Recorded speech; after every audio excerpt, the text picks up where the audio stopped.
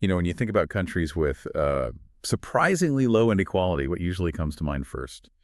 Maybe a Nordic nation, somewhere like that, right? Yeah. Well, what if I told you that India, with its massive population and, well, incredible diversity, is actually ranked as one of the world's most equal societies by a major global index? Hmm. Talking about the Gini Index here.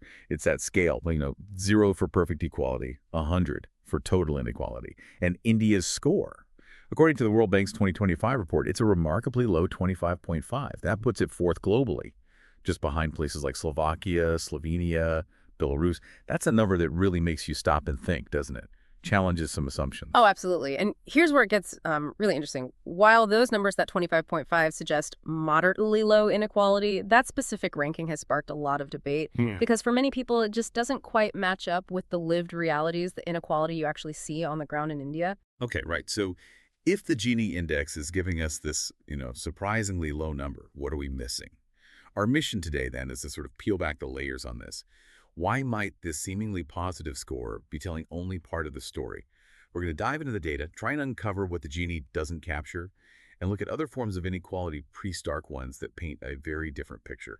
Get ready for some, let's call them aha moments that might shift how you think about what equality even means, especially beyond just one number. So just to quickly recap the Gini Index, scale 0 to 100, 0 is perfect equality, 100 perfect inequality. India, we said 25.5.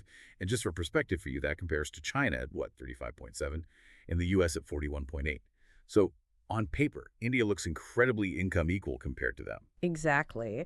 And that number, the Gini score, it's typically calculated using income data. Usually comes from sources like tax records, maybe consumption surveys, often gathered by government statistical agencies, international bodies. For India specifically, you're looking at data sets like the Periodic Labor Force Survey, the PLFS, and reports from the National Sample Survey Office, the NSO. That's where the numbers tend to come from. Okay. But that 25.5, it just sounds almost too good. What's the first thing that jumps out as a potential issue? Why might that number not be capturing the full reality in a place like India? Yeah, that's the crucial question. One of the biggest limitations, especially for India, is what we could call the informal economy biases. Something like 90% of India's economy operates informally. 90%. 90. Wow. Yeah. And this a huge sector, which employs a massive part of the population, is largely, well, invisible to formal tax data. Think about it, only about 10% of adults in India actually pay income Only tax. 10. So the Gini Index, which relies heavily on that kind of data, might vastly underrepresent the lower income groups. And, conversely, it might overrepresent the formal sector, skewing the picture for you. Okay, so if 90% of the economy is informal, a huge slice of the population isn't really being counted properly in the data the Gini uses. That feels like a massive blind spot right there. It's a significant one, yes.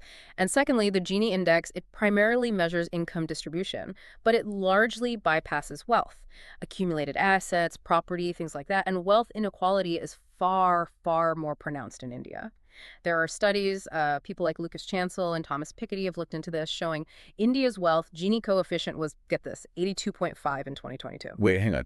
82.5 for wealth, Mm-hmm. but the income Gini is 25.5. That's right. That's a monumental gap. How do we even begin to square those two figures? They seem to tell completely opposite stories. It's a fundamental disconnect, really. The income Gini might suggest things are relatively even, maybe moderately so, but the wealth Gini, that screams severe concentration at the very top. And on top of that, you often have data gaps, too. Consumption surveys, for example, which are sometimes used, they might underrepresent the ultra-wealthy. They often just don't participate. Plus, rural areas can be underrepresented sometimes, which gives you an incomplete picture, especially with India's big urban-rural divide. Right. So, okay, if that single Gini income number isn't the whole story, what's the bigger picture actually look like? Let's talk about some of these other disparities, the ones the index doesn't really capture. Yeah, stepping back, it's clear the inequality story in India is much more layered. Let's start with wealth inequality, because that contrast is just so stark. Picture this. The wealthiest 1% of Indians hold 58%, nearly 60% of the entire nation's wealth. 58% for the top 1%. Yeah, while the bottom 50%, half the population owns just 3%. Wow. just 3% for half the people. It's a profound imbalance. And look at how wealth is generated between 2012 and 2021. About 40% of all new wealth created in India went straight to that top 1%.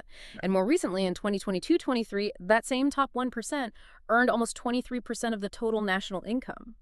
It's really hard to wrap your head around that contrast. Decent income equality on paper, but then these extreme wealth figures. Does this mean the Gini Income Index is just fundamentally flawed for India, or is it just measuring something very specific and limited? It's measuring what it's designed for, which is income flow over a period. But income doesn't necessarily capture accumulated assets, generational wealth. And beyond wealth, think about gender inequality. That's another huge dimension. Women make up a significant chunk of the workforce, about 36%, right? But they hold only around 13% of leadership positions, just 12.7% to be precise. And look at entrepreneurship. Women run startups. Just 7.5% of all active startups. The Global Gender Gap Report back in 2018 ranked India really low, 142 out of 149. It showed women earning about 34% less than men and owning less than 2% of farmland. These aren't just numbers. They point to deep structural issues. Yeah, absolutely. And then there's the digital divide, access to technology. Barely half of India's schools, about 53%, have functional computers. And just slightly more, 54% have internet access. Only about half. Yeah. And at home, broadband access is around 42% overall, but dig deeper, and you see a big rural gender gap. Only 25% of rural women have internet access, compared to almost half, 49% of rural men. Right, and that's not just about surfing the web, is it? That impacts education, jobs. Exactly. It's about access to information, education opportunities, employment. It widens existing gaps, especially for rural populations and women. That's a lot to take in. It paints a picture that's so much more complex than just income, doesn't it? When you layer on wealth, gender, digital access. You mentioned caste earlier, too. Yeah. It makes you wonder if we're even talking about the same kind of equality that Gini Index implies. It really does broaden the perspective. We also see significant educational inequality, a real gap in access to quality education between urban and rural areas. Urban centers generally do much better, and that just reinforces existing social divides, limits upward mobility for many. And yes, social inequality, like caste-based disparities, persists. Data from 2012, though a bit dated now, showed upper caste households earning something like 47% more than the national average. Still a factor. So going beyond the stats for a moment, All right. what are the actual real-world consequences of these different kinds of inequality? How does this play out in daily life? What's the impact on society, on the economy for you, the listener? Well, these deep inequalities have really far-reaching impacts. Take social mobility. There's often low intergenerational mobility, meaning children born into poor families often find themselves trapped in cycles of poverty. They have limited access to good education, good health care. It makes it incredibly hard for them to, break out of those circumstances. Right, stuck in a cycle. Exactly. And from an economic perspective, high inequality can actually be a drag on GDP growth. Yeah. It can reduce overall consumer spending because wealth is concentrated, and it can stifle innovation. Fewer people have the capital or opportunity to become entrepreneurs. That makes sense. And socially, well, rising disparities can fuel public frustration. Sometimes this manifests as protests, social unrest. We see movements addressing caste issues, gender inequality, economic hardship. It creates friction. So it's clearly not a simple picture. And it's important to understand, I think, that there are different ways people interpret this whole landscape in India, right?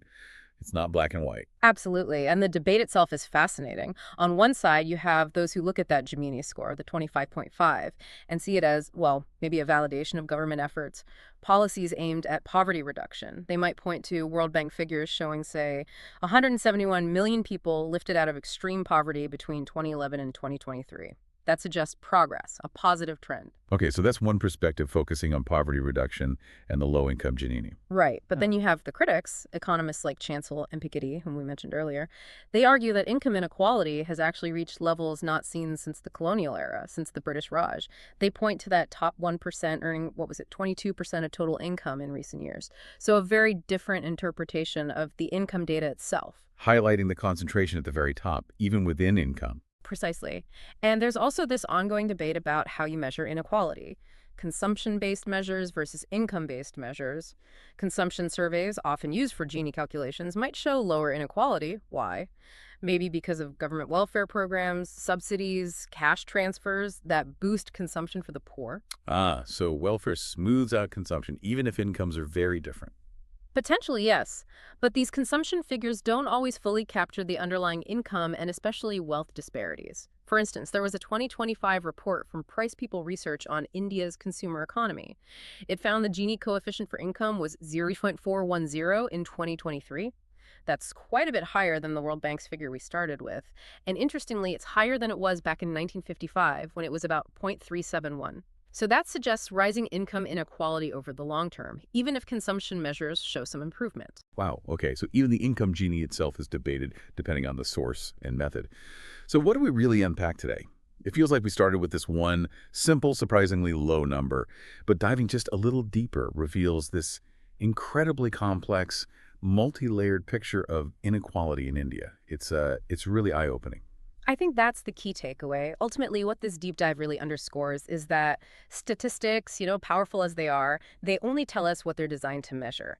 To truly get a handle on a nation's well-being, its fairness, you need more than just one snapshot. You need a panoramic view. Now, India has certainly taken steps. There are programs like PM Jan Yojana for financial inclusion, Ayushman Bharat for health coverage, but clearly the path towards a more sort of holistic equality requires tackling all these different dimensions we've talked about: wealth, gender, digital access, education. Absolutely. And this whole journey leaves us with a really interesting question for you, the listener, to think about.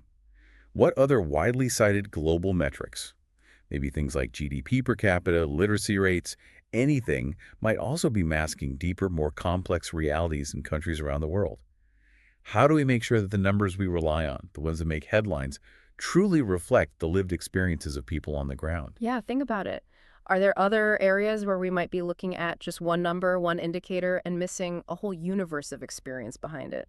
That's our deep dive for today. We hope you're leaving not just informed, but maybe a little inspired to always look beyond the surface of the data.